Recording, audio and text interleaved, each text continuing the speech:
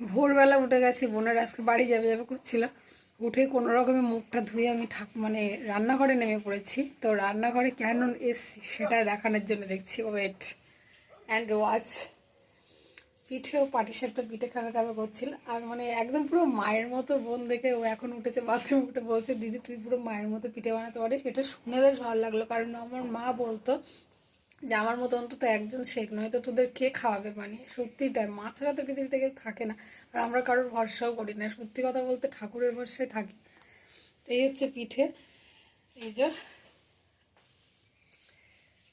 জিভে জল চলে আসছে নিশ্চয়ই যারা পিঠে পুলি ভালোবাসে। আমার তো ভীষণ ভালো লাগে। আর ওইদিকে পুলিও আছে, ওটা গরম করব। কালকে বানিয়েছিলাম, তারপরে খেলতে চলে গেছি, খেলে এমনকি ফার্স্ট প্রাইজও নিয়ে এসেছি। বোনেরা বলছে, অবাক হয়ে যাচ্ছি যে তুই সারাদিন খেটে কী করে পারিস।